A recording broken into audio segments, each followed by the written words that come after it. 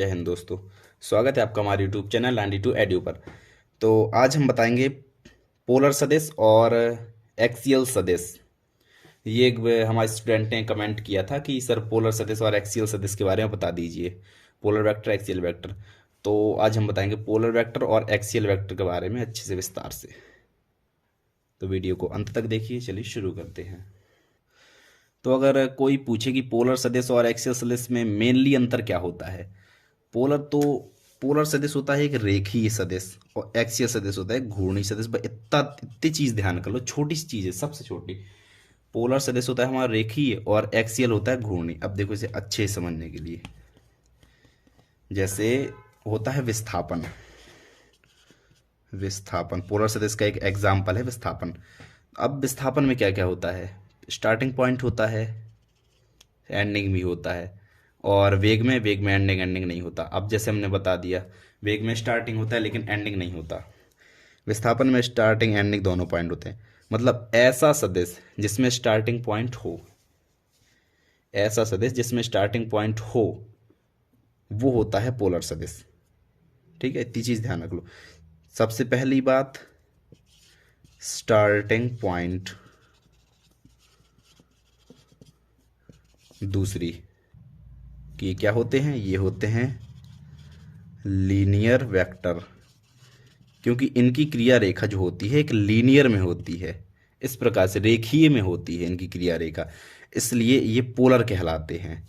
मतलब पोलर से जैसे विस्थापन, वेग, त्वरण और कई प्रकार के होते हैं। अब जैसे कुछ कोड़ी में होते हैं, तो कोड़ी की बात हम एक्सेल में करेंगे। अभी यहाँ पर पोलर की बात चल रही है, तो यहाँ पर रेखीय की बात।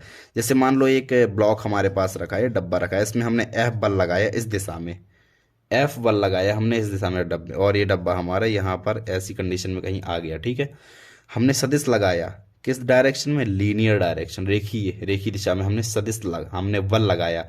बल है हमारा सदिश, तो ये हमारा बल क्या होगा, ये होगा हमारा पोलर सदिश, पोलर वेक्टर। ये बल, ये सदिश होगा हमारा पोलर सदिश। इसी प्रकार से जो हमारे सदिश होते हैं, बस इतनी चीज ध्यान रखो, लीनियर वेक्टर में ही होता है पोलर सदिश।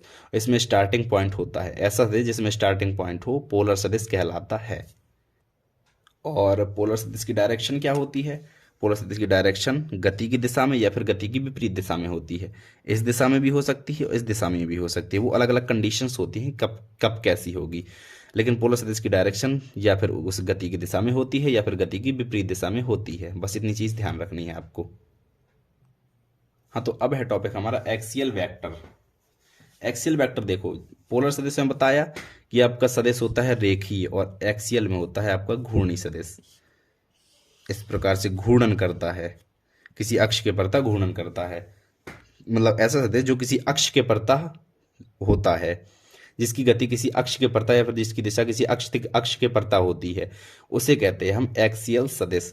अब इनमें देखो, इनमें क्या आते हैं, जैसे हमने वेलोसिटी के लिए, वेग के लिए तो देख लिया, वो लीनियर में होता है तो वो पोलर हो गया।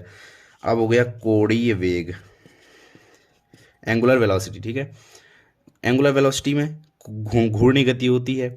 अब इसमें पता ही नहीं चलता स्टार्टिंग पॉइंट कहाँ से है, हम कहाँ से इसका देख लेंगे स्टार्टिंग पॉइंट, यहाँ यहाँ यहाँ कहीं पता ही नहीं चलता इसमें स्टार्टिंग पॉइंट, इसमें स्टार्टिंग पॉइंट होता ही नहीं है। ऐसी कोणीय त्वरण होता है। मतलब जो घूर्णी गति में जो भी हमारा सदिश होता है वो सदिश होता है एक्सियल वेक्टर। अब इस एक्सियल वेक्टर की डायरेक्शन देखो क्या होती है।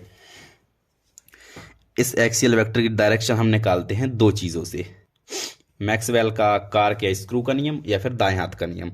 अब कार के स्क्रू का नियम देख लो, जैसे ये है हमारा, ठीक है, ये कैसी घूम रही, ऐसी ऐसी, मतलब ऐसे करके ऐसी, इस प्रकार से घूम रही है। अब हम जब भी पेंचकस से कुछ कसते हैं तो ऐसे ही कसते हैं, इस प्रकार से कसते हैं और वो ऐसे ऐसे चला जाता है। मतलब जब घूर्णन इस दिशा में हो, इस दिशा में हो, तो सदिश की दिशा इस आगे लंबवत दिशा में होती है। अब ये थोड़ी कॉन्सेप्ट, ये थोड़ा दमदार हो गया, लेकिन जो दाएं हाथ का नियम है वो सिंपल है। ये देखो, ये अपना दायां हाथ, ये घूम रहा है इस प्रकार से, इस प्रकार से घूम रहा है, ये घूमा इस प्रकार से, तो अंगूठा जिस ओर दिशा करेगा वो होगी हमारी सदिश की दिशा। तो ये देखो, ये ऐसा घूमा, ऐसा घूमा, अंगूठा ऊपर की ओर दिशा कर रहा है। मतलब जैसे इसमें हम 3D में अगर ले तो ये ऐसा घूम रहा है और अंगूठा हमारा ऊपर की ओर दिशा कर रहा है, तो यहाँ पर इसकी दिशा होगी ऊपर लंबवत, लंबवत ऊपर की ओर, यहाँ पर एक्सियल वेक्टर की जो दिशा होती है लंबवत ऊपर की ओर होती है। तो मेरे ख्याल से आपको ये समझ में आ गया होगा, और अगर समझ में आ गया हो तो आप कमेंट्स में बताएं, ज़रूर बताएं। और जो भी प्रॉब्लम हो आप पूछते रहें। Thank you. एंड इस वीडियो को यहीं पर एंड करते हैं, मिलते हैं अगली वीडियो में। Thank you so much, bye bye.